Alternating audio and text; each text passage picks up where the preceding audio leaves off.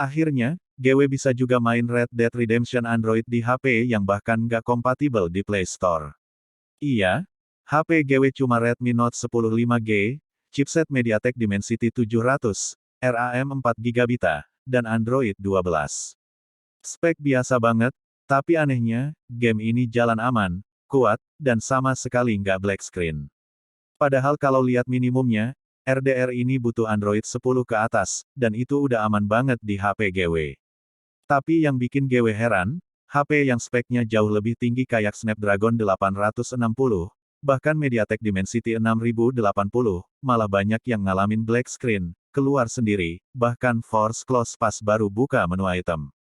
Nah, banyak yang tanya di video GW sebelumnya, Bang, kok HP gue gede speknya tapi malah nggak bisa.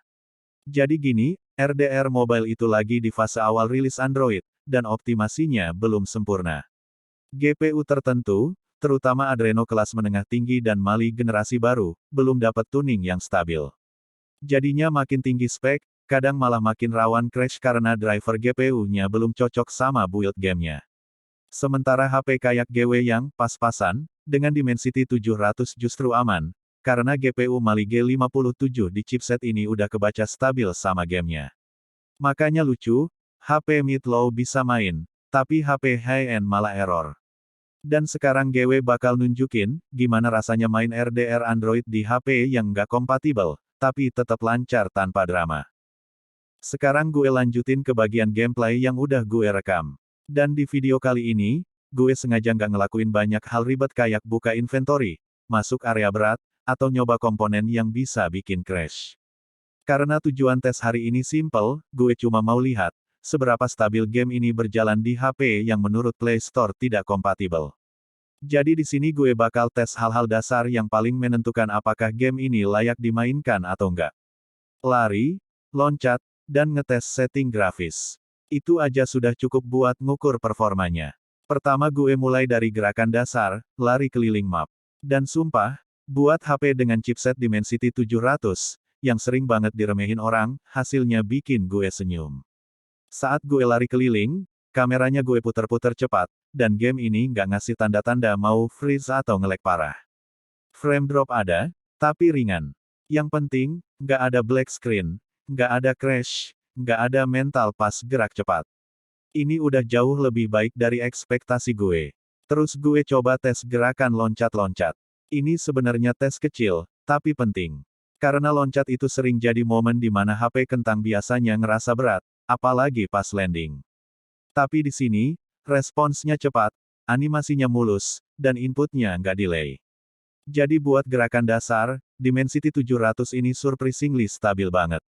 Nah, sekarang masuk ke hal yang paling sering kalian tanyain, setting grafis.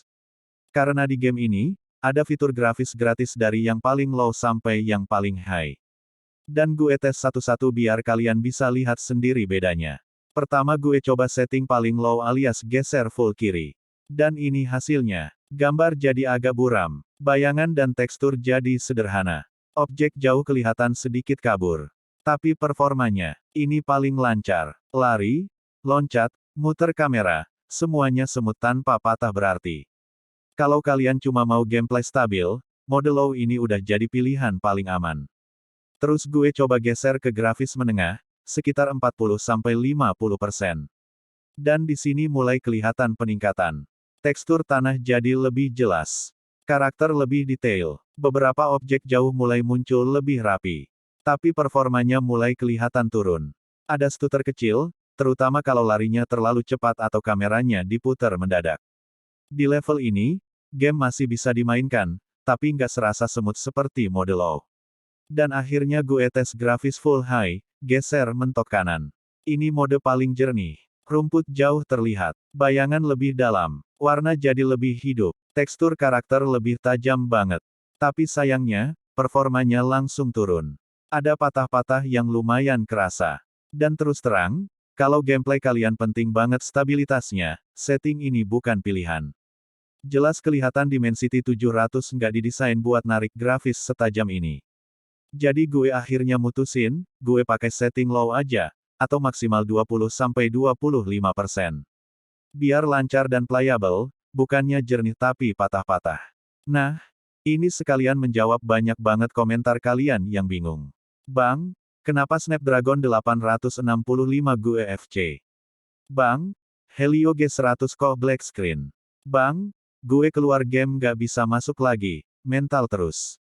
Jawabannya simple tapi penting. Masalahnya bukan di spek HP kalian, tapi di GPU driver gamenya.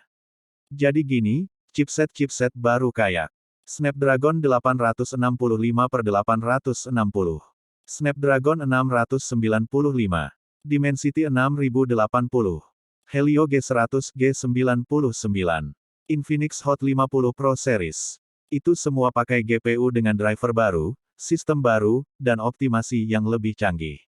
Masalahnya, RDR Mobile ini masih versi awal, optimasinya belum beres buat semua GPU terbaru. Akibatnya, chipset yang lebih tinggi malah bentrok sama engine game. Makanya banyak yang crash saat buka item, mental pas masuk menu, atau black screen saat masuk story.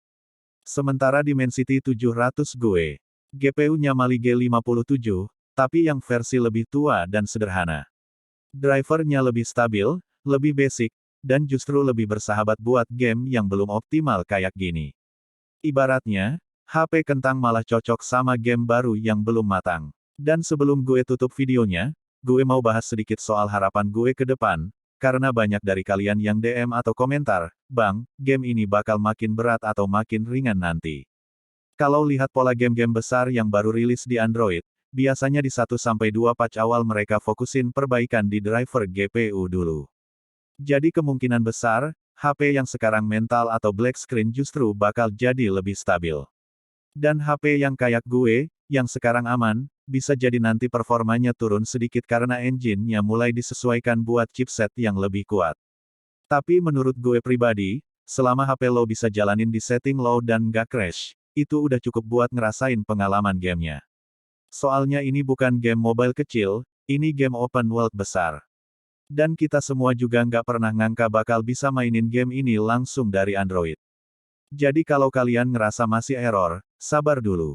Developer biasanya butuh beberapa minggu buat ngebenerin kompatibilitas.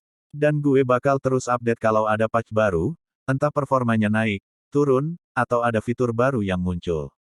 Terakhir, makasih banget buat semuanya yang udah nonton sampai akhir. Support kalian bikin gue semangat buat terus ngetes HP kentang, HP mid, sampai HP tinggi biar kalian tahu mana yang aman buat main game besar kayak gini. Jangan lupa komen tipe HP kalian, siapa tahu gue bikin video khusus buat ngetes seri-seri tertentu.